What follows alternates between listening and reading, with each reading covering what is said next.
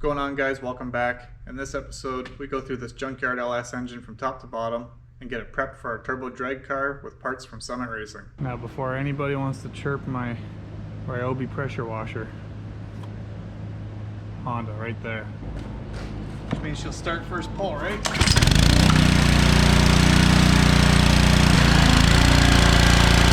Before going at this thing with the pressure washer, I first remove the valve covers, get the rockers off, then make sure the valves are all closed and you won't get any water in the cylinders.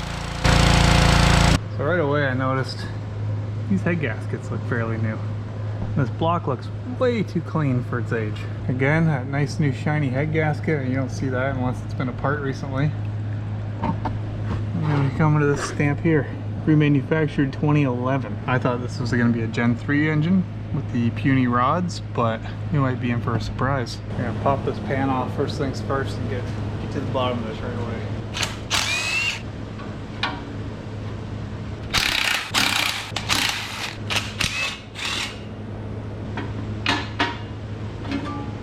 What do we got? Two Gen 3. Stronger Gen 4 rods would have been a nice surprise, but we're gonna see what the smaller Gen 3s can handle.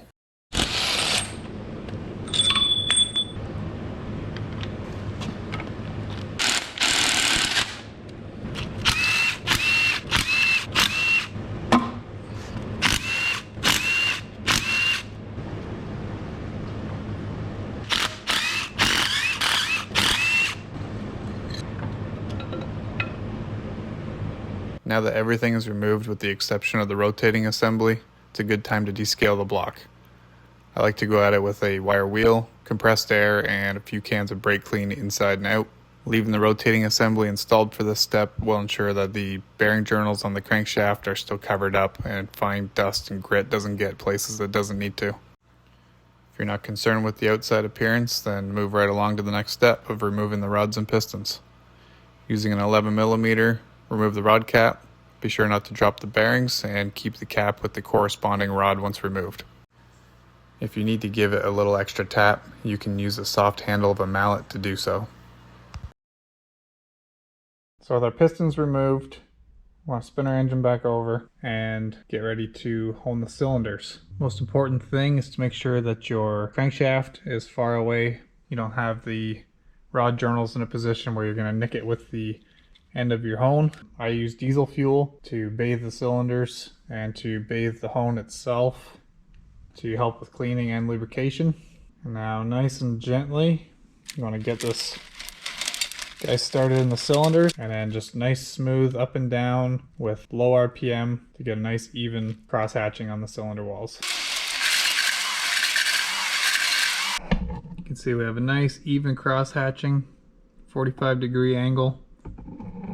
It's all about your consistency up and down and the RPM of the drill. You don't need to get too crazy here. Now repeat for the remaining 7 cylinders.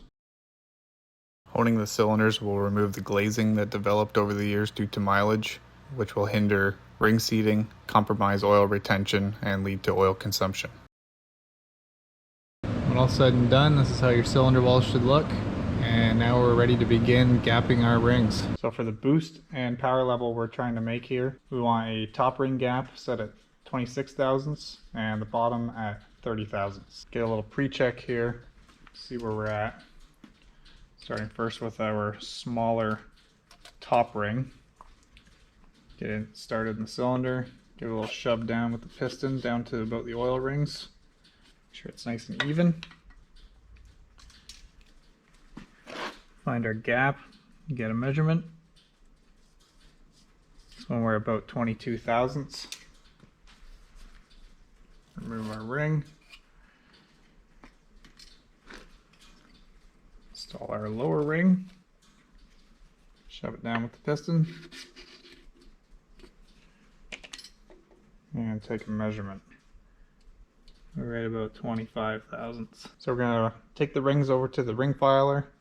Open up the gap just a hair and measure again until we get to our 26 and 30. We have our ring filer here installed in the vise. You want to take your piston ring. I like to put the dot facing upward, butt the ring up to these 2 stops, pinch the ring onto the stone, and give it a few rotations.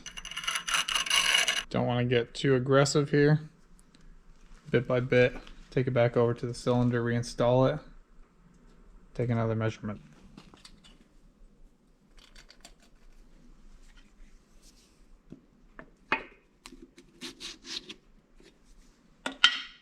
Take our 26 thou feeler gauge. It's a perfect fit. Now we'll move on to our lower ring and get it at our 30 thousandths.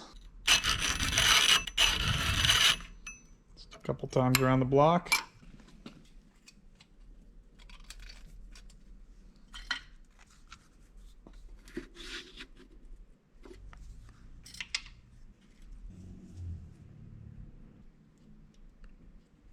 Perfect. So reinstall these rings back on their according piston. Then we'll set that piston off to the side for later and complete the other 7. Slow and steady wins the race with the ring filing tool. You want to make sure you don't go too far.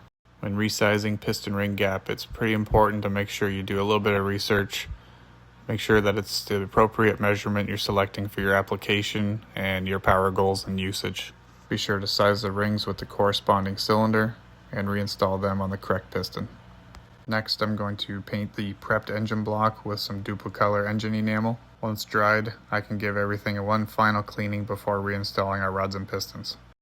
Alright, we've got our block all cleaned up, painted up, re-scraped the surfaces that would have got a little bit of overspray on them. Ready to reinstall our pistons with our resized rings. We have our Summit piston ring compressor tool for 4-inch bore. Before we get too far, we want to get our ring gaps oriented properly. So this dot here will go towards the front of the engine. So looking at the front of the piston, going over to this skirt here, we want to have our oil rings lined up on each side of the skirt. And then from the front of the piston here, we want to have our top compression ring in line here with the rod, and our bottom ring in line with the rod there, 180 degrees from each other. As we press the piston in, the rings will be compressed and they will line up perfectly with our cylinder bore. Once you guide your rings in here, get them all compressed and started in the tool, get it lined up in your cylinder. The skirt of the piston will protrude, center nicely like so. Get this thing flush. Now we can get a hold of our rod and guide it onto our journal on the crank. Spin the crank and get it in a more opportune location for it to guide on properly. Butt of your mallet. Tool lets go. Your rings are all in the bore.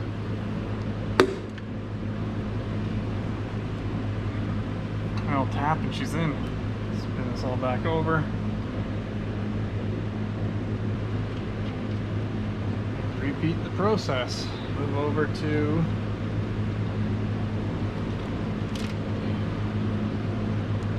cylinder number 2 now.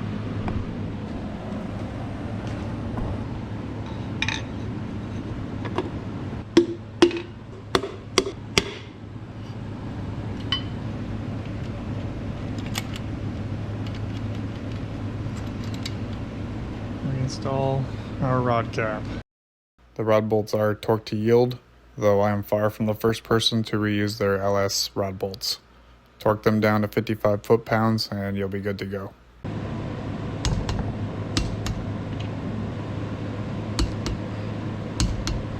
Alrighty, all 8 pistons are reinstalled with our cylinders honed, rings gapped appropriately for the power level we're trying to achieve.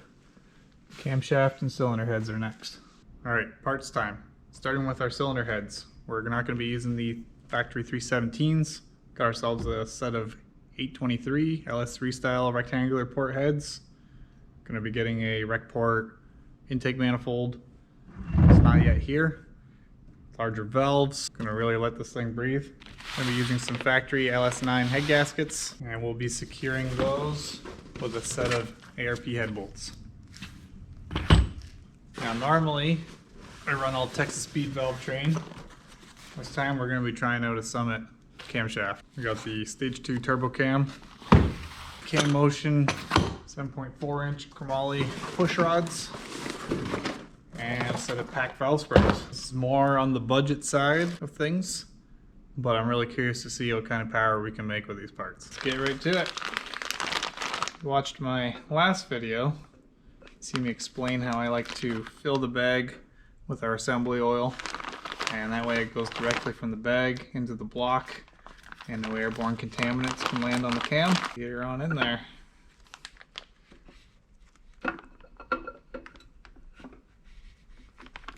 Now when we get to the last section here, we got nothing to hang on to. A classic trick. Get a couple water pump bolts so you got something to hang on to. Use as a handle to get the last little bit of the camshaft in the motor.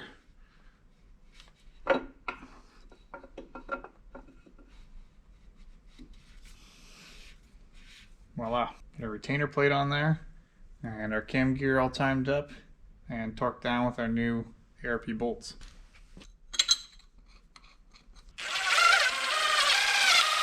As always, torque these guys up to 11 foot-pounds.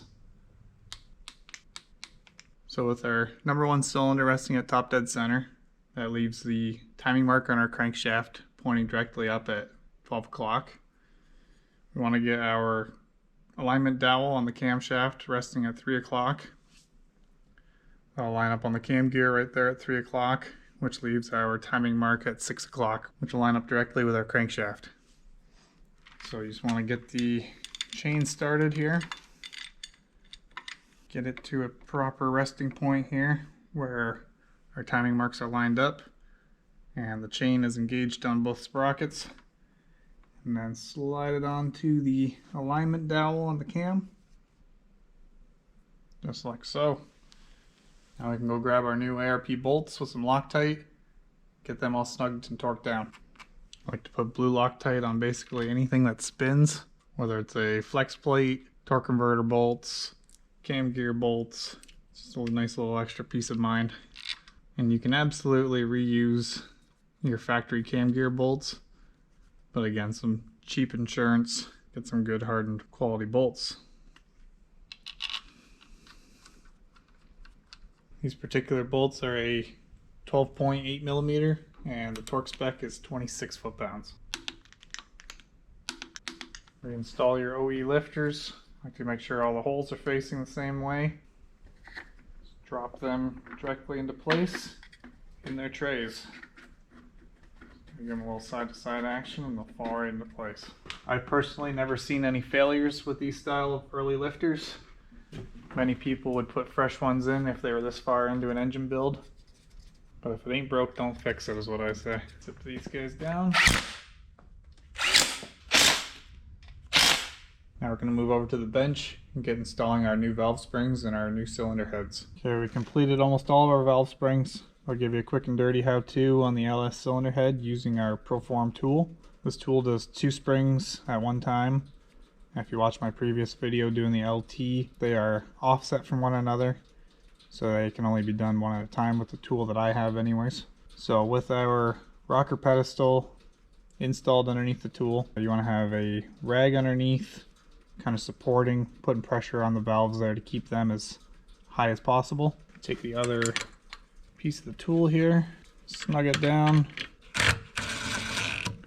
Now as that is pressed down, it'll relieve the keepers on each of the valve springs. Now you can simply take a magnet, grab the 2 of them. You can do it with your hands, but it's a real piss off dropping them down in there and having to tip the head up to find it. So now the 2 are relieved. Do a tool like so. That'll be kind of stuck in there, so you need to undo the rocker pedestals themselves.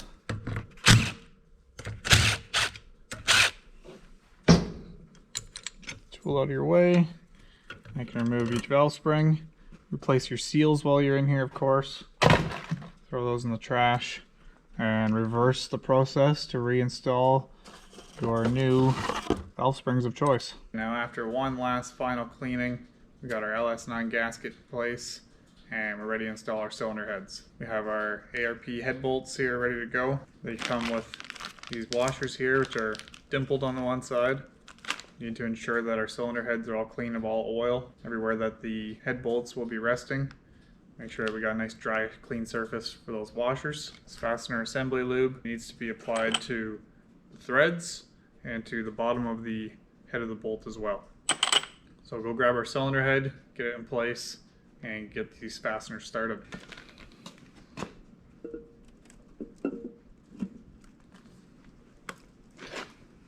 Show you what I mean here about the one side of the washer having this texture where the other side doesn't. Has a chamfer there for the bolt itself.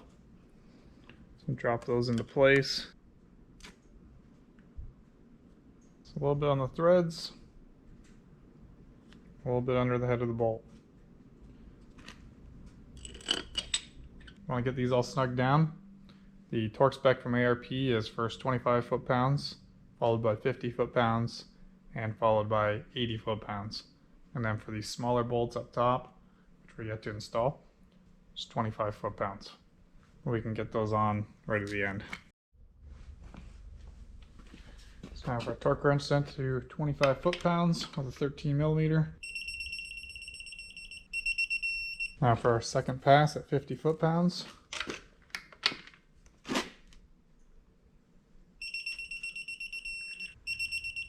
Third and final pass of 80 foot-pounds.